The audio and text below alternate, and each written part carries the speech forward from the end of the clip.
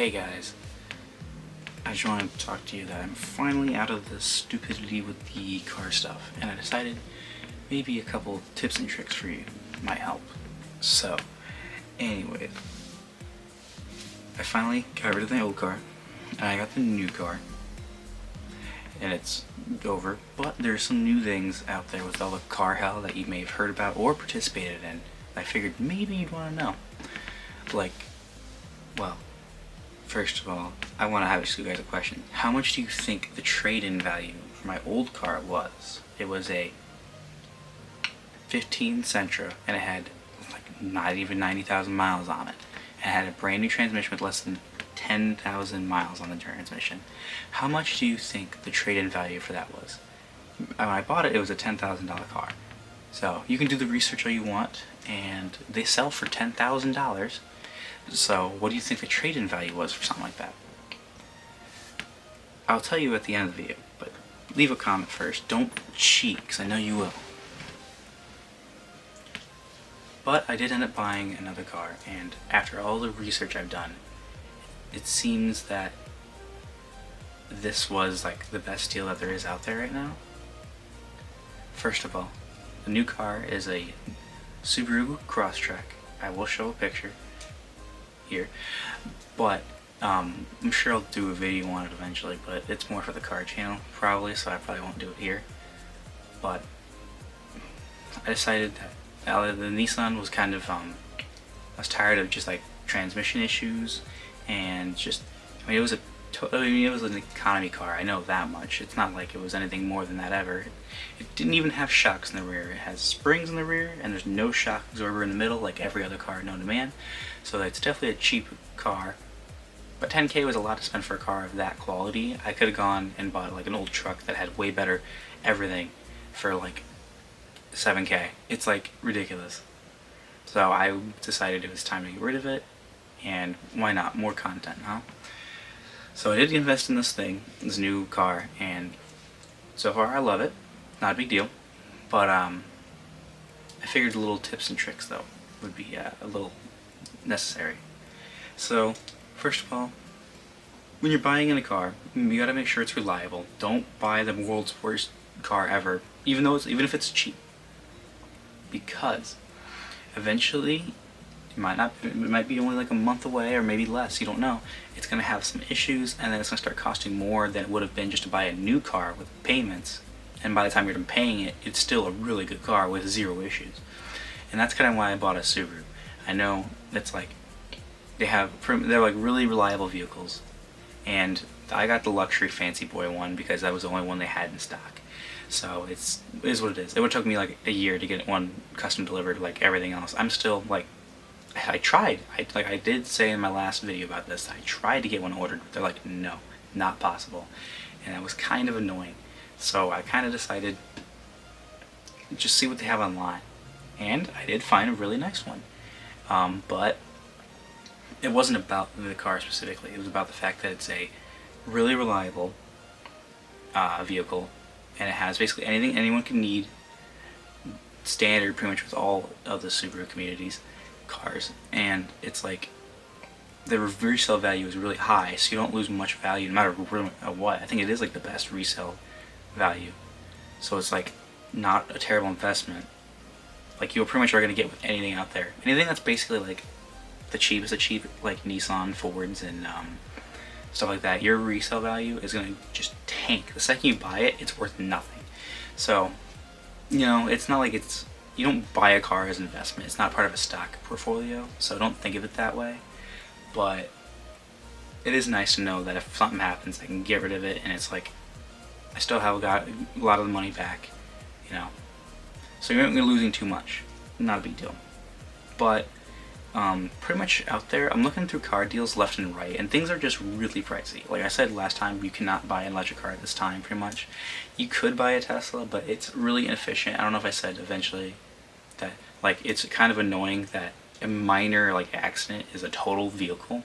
Like, everything costs a lot because they don't make spare parts. They use all those parts to make a whole nother car, and then basically the only spare parts out there are from wrecked Teslas that aren't like shredded. Like I did look at getting one. It's not, I could have done it, same price pretty much, but it's like you'd have to get a really used one. It's an older one, and like per decent high, not like high miles, but like 100,000 miles. It's like a lot for what it should be.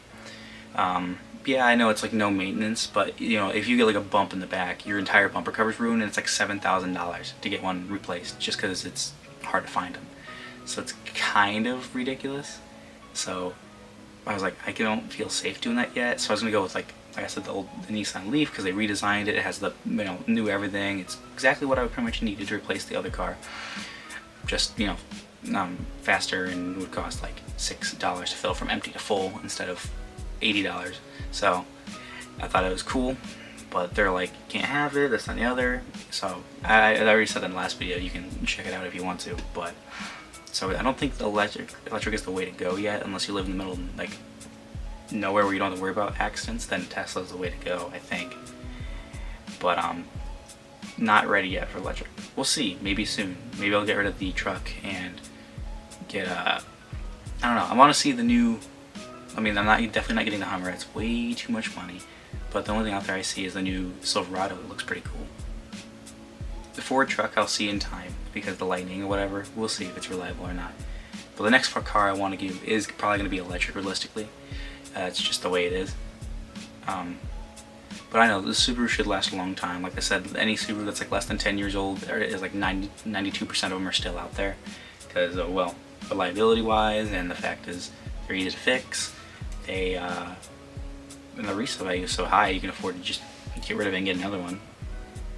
But it does seem to be the best way out there. I do think, like, if you're looking at getting rid of like an economy car, or like anything that's like decently cheap, it was like less than 10 grand when you bought it, or whatever, or 10 grand less, or I think it was like 12 basically when I bought it, whatever, after tax crap.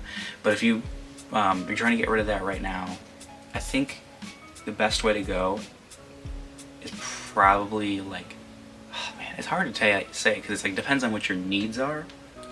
But as long as you're not looking for like a sports car, I think a Subaru is probably one of the best things you can do out there. Most so far. It's not like a review of the car, but it's just like they all are like all-wheel drive.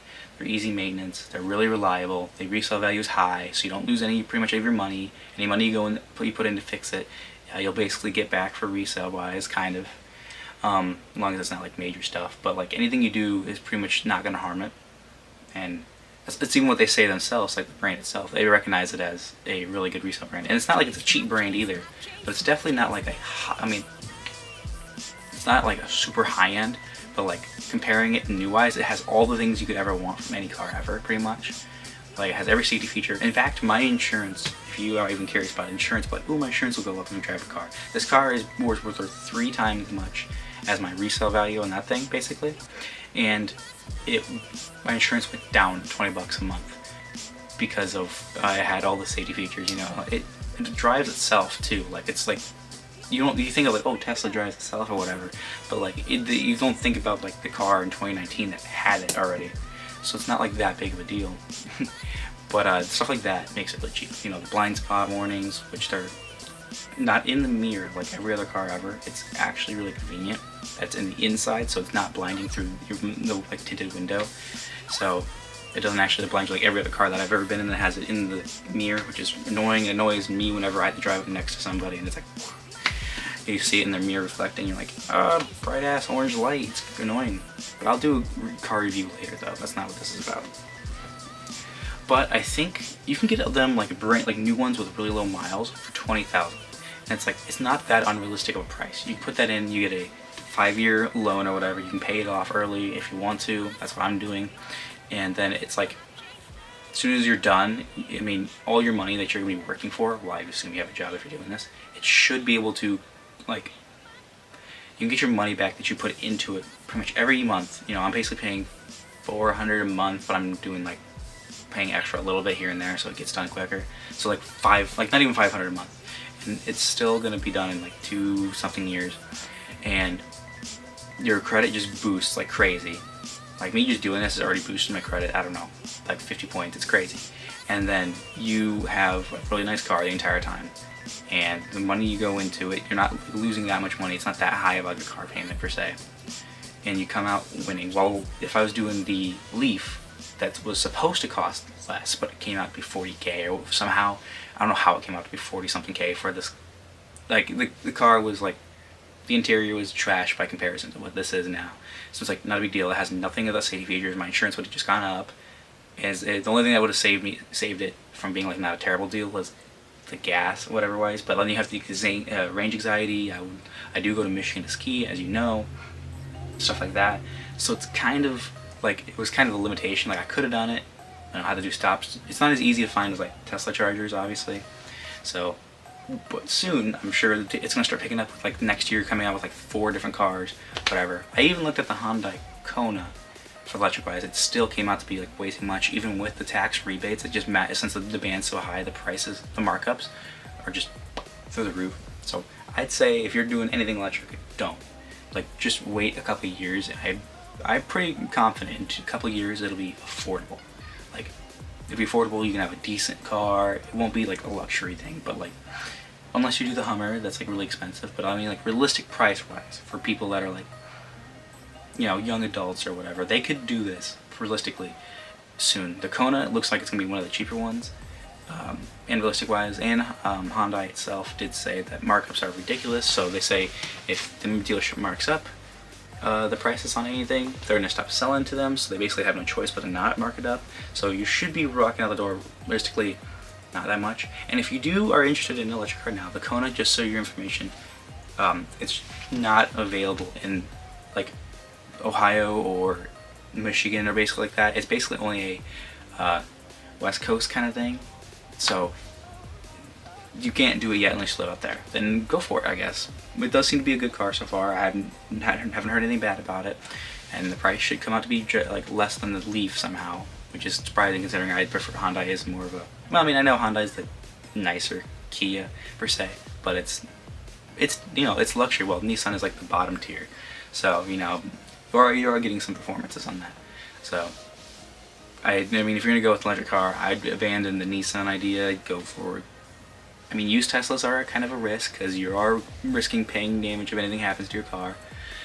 But you know, if you're confident, do go for that. But if you're gonna be like, if you want to go with something cheap that's just a good grocery getter, get the Kona. I mean, it's probably gonna be the best thing out there for affordability wise. And then I'm thinking eventually that the truck will be replaced with the electric Silverado, if it is as good as they say it is and it doesn't fall apart like every new Chevy is. So we'll see how it goes.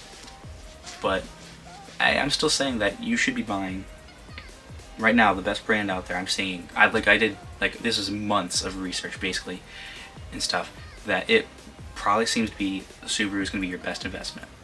You know, you don't lose that much money when you resell. It's very reliable. It'll get you anywhere you need to go. I have a friend that has 3 Outbacks from the 80s that still work perfectly fine.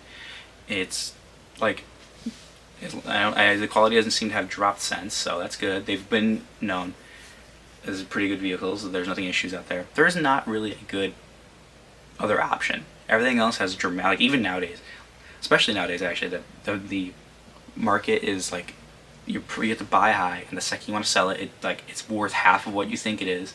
But Subaru seems to be doing okay. So I think, personally, this is just my research for Middle Eastern kind of guy, that you should be kind of investing in the Subarus right now because they're dirt cheap and they're reliable. They'll get you anywhere, and you don't lose money from them. So there's not many other brands I could say that for. But if you are looking for something even cheaper, I will tell you, if like even 20K is too much for you, you can find newer Mazdas right now for really cheap because they're switching their factories. They're switching their brand to being a luxury brand next year or the year after. So right now they're selling old stock, and they're just trying to build these cars and get rid of them so they can get ready for the new parts and the new cars for their factories. So these cars are getting pretty pushed out there in the market, so they're easily to find right now, and they will be even by next year. They'll be even easier to find, and their prices are like really low for really low miles used ones. Or if you're looking for a new one, you can get one. You can get a brand new Mazda 3 like sedan. I mean, it's not the fancy one. There's like 6 different trim levels, whatever. You can get the basic one for 20K, like brand new. Imagine it like it's fresh off a lease. That thing is gonna be like what? Probably like 17K, not even. So like it's not a bad idea if you're gonna just like wait a couple years or whatever, or if you're eventually gonna get into it. It's gonna be really, it's a cheaper option, and they are very reliable. Now I don't know the research on how expensive they are to repair, so that is the thing. But I do know they are really reliable and very affordable. So don't let that scare you away from it. Those seem to be like the two brands that are gonna be doing okay for a while, but as the time goes on, Mazda's gonna be a little bit harder because they're gonna get more expensive with the new ones. So the old ones should drop in price even more. So the longer you wait, the cheaper it's gonna get. It's the same with everything, but I think their resale is gonna just drop though. So if you're planning on keeping a car for a long time, Mazda should be the one to go for. And, it would be if you're going for something cheaper and gonna hold on to it for a while. Well, I'm gonna plan to hold on for the Subaru for, I'm hoping, like 8 years at least. It's kind of my goal. We'll see how it holds up. But the reason why I prefer the Subaru over the Mazda, it's a little bit more, yeah, but you get a lot nicer everything. And it is what you can, especially for the Middle Eastern kind, it is already all-wheel drive. They have the best all-wheel drives out there. They have all these features that should help you make sure you don't slide off the road and this and the other. While I can't say the same for the truck that I have. It does great going, like, just barreling through stuff. I can't wait to prove it in the new car, like if it's actually as good as everyone says it is. But if you watch all the videos, you'll see how amazing their all-wheel drive system is. And it's just nice to have a new car. Adaptive cruise control is the best thing any new car has ever had. If you're gonna go buy something new, make sure you have it if you ever travel through like states, fairly often. Like if you go on highway daily, it is a must-have. I don't go to highway that much, but I do go to Michigan like five times for like skiing trips and wise like that. It is going to be the best feature on the highway already. I could promise you that. And then basically the automatic steering is just a bonus on top of that. Not that you should trust any like self-driving stuff as it is, but like the cruise control is amazing. It's great for especially for traffic jams, like slowing itself down whenever a car pulls in front of you, and then if they leave, it goes back to speed. As soon as it detects another car, it won't. It'll keep the distance that you set. Like every other adaptive cruise out there, it is the feature that this car has that I love so much already. So I won't do too much of I won't do a review on it, but I'm just saying right now, two brands that are probably the best idea out there. Any American brand right now is falling apart. All the new Broncos have just like exploding diffs, and the roofs already been, half of them have been recalled. So, and then the trucks are just always been trash. So they question. New Chevys, anything 2012 and newer, basically has maybe they're the ones with the diff that explodes, but they have a bunch of issues as well. I think they have like their computers are having issues, like they always have been, and the bolts the new ones are catching on fire, so they have to recall those and pump them out. So it's hard to find bolts right now too, but they don't even bother because they're about to make a new one that's bigger and more efficient, this and the other, like next year. Or actually you can start buying them now, but the next gen is coming out soon because they had a new battery or whatever, new compound battery. So just wait like a year for the electric ones. But they're all falling apart, and and any 19 Chevy out there has the same, or Chevy, GMC, or Buick all has like the same engines, and they're all known to their wiring to just explode basically. So that's expensive. It's basically unfixable. Your car is going to be running terrible, and anytime you get it fixed, it's going to be very expensive, and it'll only last you a short time until it goes bad again. So pretty much any 19 like car from Chevy is bad. Any 12 and up Chevy is pretty much going to strange you. The GMC trucks are pretty much the same, but I don't have as many issues with them, so you might be okay with that. But the Buicks all are just terrible too. Like all of them pretty much have been terrible for a long time. So just pretty much any American brand, 2010 or above, don't buy. It's terrible. They're the worst. Oh, and Ram have nothing but transmission issues left and right. So and they rust apart. So don't. Still, even the new ones still rust apart. Brand new one on the lot I seen had already this bumper completely rusted out. Brand new, unbelievable. So it's it's not a good idea to buy those. Those are worth nothing when you sell them too. Same with the rest of them. The American brand cars just are worth nothing when you sell them. You might get lucky with some trucks because the truck market is up right now, but in a normal economy they would be down. but trucks are what everyone wants right now. I don't know why, considering gas is so high. I don't know why everyone's buying trucks left and right. That you might be okay if you buy one of these things, if you plan to sell it like decently fast, but down the road when it starts actually getting way more like worthless, I don't know what's the best idea, because it could be going back to normal eventually, or truck market is just flying. Like 50K for like a just standard truck is like the most ridiculous thing ever. All these Frontiers, I know they have V6 ones or whatever, and they have the 4-wheel drive. You know, it's the best. You know what you want. I've seen them with 250,000 miles on them, because that V6 engine is super reliable and they don't break pretty much. And even with that many miles on them, they're worth like 12K, and it's kind of ridiculous. But it's like, so people might be like, oh, it's a good buy, but at the same time, you know, you're getting close to like something going to go wrong. I mean, I know it's reliable, but yeah, that's for the 250,000 miles that you've already put on it. But you know, there's eventually a point where it's going to start falling apart. So be careful. And even those old trucks that are like affordable, they're like, yeah, it's old-ish and it's like cool, but it has a lot of miles. Miles means everything. Well, I mean, you can take care of a vehicle and make it last forever and this, that, and the other, blah, blah, blah. But when you're buying something like that, you don't know how it was taken care of. You don't know if it's just been beaten to hell and it's holding together with nothing but bubble gum. And the second you buy it, it's your issue. So buying really high mileage stuff is a bad idea, as pretty much as well. Well, paying that much for a high mileage car, if you pay like, you know, like $1,000 for a car like that, you know, realistically, if it lasts, like an average car payment for something like that would be like $300 a month. If you make it last 4 months, you know, without any major problems, it's you know, you made your money back. Anything after that, when you're working, it's going to just pay for, recover that money. Or actually, no, during that time, you would recover that money, and then when they get past that 4 months, you're just profiting off that vehicle. And then when it goes, you know, you sell it, or you could sell it if you want to, but I don't think you really want to. But when you're like, it's not worth it anymore, junk it, you get like $300 for it, and then basically you recoup even more of your losses, theoretically. That first month is just, you know, so theoretically it only takes like 3 months to pay off that vehicle than anything else. It's when you sell it or to the junkyard, you're gonna get your money back, and even more money back. So, you know, it's not a bad idea there. Those are hard to find though right now, because it's just left and right. Every vehicle, no matter what the condition is worth like at least like 2K or whatever, but you know it's garbage and people will still buy it. It's a bad car market out there right now. So I'm saying, like, it's awful. And then like a 10K budget is the scariest thing you can ever have. 10K seems like it's a good number. Like, I have a decent amount of money, I'll put it towards this. Very, very scary right now. A couple of years ago, not a bad budget. You can get something really good, like I did. It was a good car, and this, that, and the other, for like 10K. Not a big deal.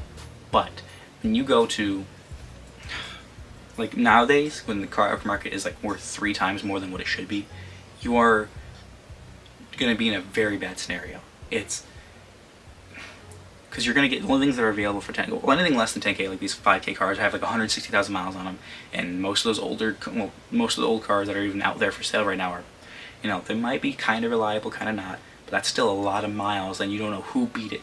So that's terrifying.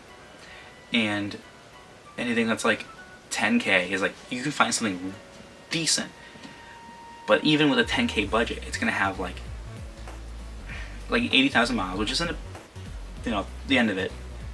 But you don't know who beat it. It's the same as any car. But the longer, the more the miles have, you know, the more, you know, if that person drove it and beat on it for like 20,000 miles, you know, you have a lot of time to be like babying it, and it'll make it for it. Being super gentle, this car. But if with a car like that with 80,000 miles, that could be really harsh miles. And for those Nissans, those transmissions could blow apart at 80,000 miles. They blow apart at, the first one blew apart at like,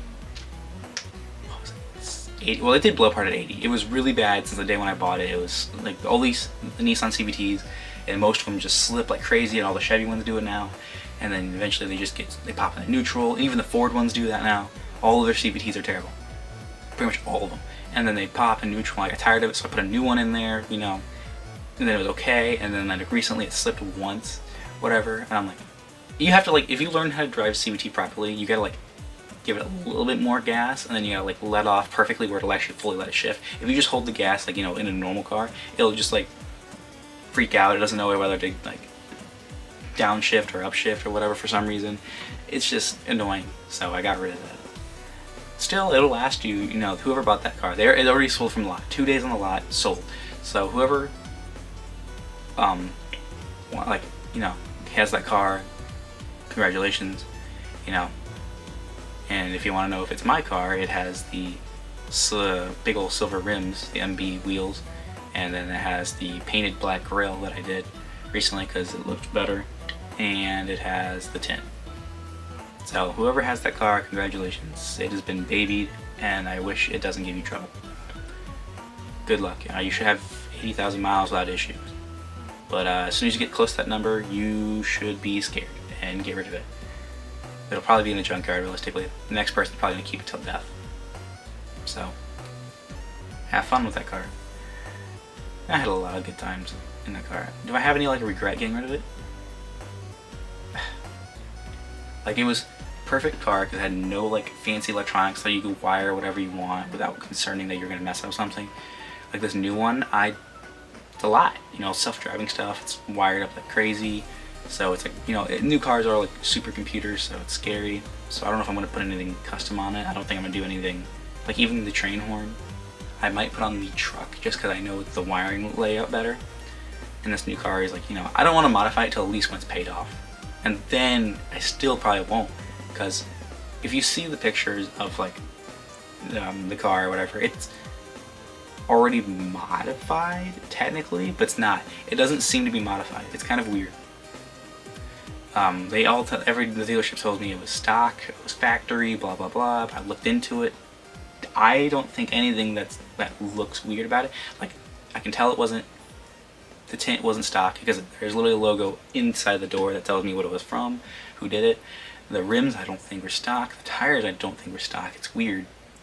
And then it has a ram guard on it that they did a really good job with this ram guard, like underneath protection, complete skid plates and this and the other. And then it has like the light bar, and it has side fog lights.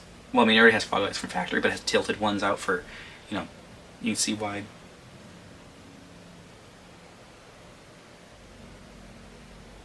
But, who's to say? I do have to do one thing. The tires are a little low. I have to go fill them up. But, okay, so we have come to the end of the video. I'm sorry for going this long. I do want to say that my car, they gave me $4 grand for it, and they sold it for $10K. Now I know this is why people are like, I don't go through dealerships, I sell personally, third party wise, but hang on. So basically I could have sold it third party, take that 10 grand, put it on this car. Now I'm not going to cry because realistically I was gonna get like 6K from it. I know that's what my goal was, to get 6K from it. It was 2K less. I understand, but here it was like a $6,000 car. Realistically, is what it is, but they're gonna go up. And I'm sure they're gonna lower the price. You know, right? They would have if it didn't sell immediately. So my car sat on the lot for a while because no one wants a baby blue Subaru with like off-road tires. It actually is winter off-road tires. It's really weird. And then it has, you know, like the custom rims, and it has the custom ram guard. No one buys a Subaru like that. They're more of a laid-back kind of person. So I looked online. It says like 23 people were looking at this car. I thought I was gonna sell it for sure because every car was on the lot and it looked completely crazy by comparison to like every standard car there. But I went there, test drove it, and came back. Now realistically, if you look at the market for these cars, they're $33,000. Then they marked it down to 30, and then I came out with trade, and then I put a little bit of cash down as well, and I came out to, if I stick with my 5-year loan, it comes out to be like $25,000, but I'm gonna go early, so it's only be $22,000 basically. So, you know, yeah, I lose my car, but I get a better one for sure. And like, I didn't really lose like that like $2 grand difference that I really wanted. Doesn't matter. They already marked it down 3K, so I still came out with $1,000 sales basically. So I'm not gonna cry about it too much. But 4K still seems a little low to me though. It's a little crazy. And then they sold it for 6K, so a little crazy. But not a bad deal, I don't think. But hopefully this clears up what you should be doing. I know it was a really long video, but it shouldn't have been. probably cut out some things maybe. But if you're looking for cars for decent deals, I already did the research for you guys, but you can do it yourself to double check in your area. But it's hell out there. Be careful. It's like the worst time to buy right now. But some people have to, so I went through the hell and I came out about perfect. Yeah, it took me a lot longer than I should have, but it's about as good as it's ever gonna get. So yeah, thank you so much for watching. I will do a review on the car later if you're interested on the car channel, and I'll do some like the reviews and this and the other for it, and then wait till winter, man. Wait till winter, and I'll tell you for real what it's like to drive with the best all-wheel drive system. But more of that in a long time. Got months and months and months away until winter comes again. But I'll see you guys later.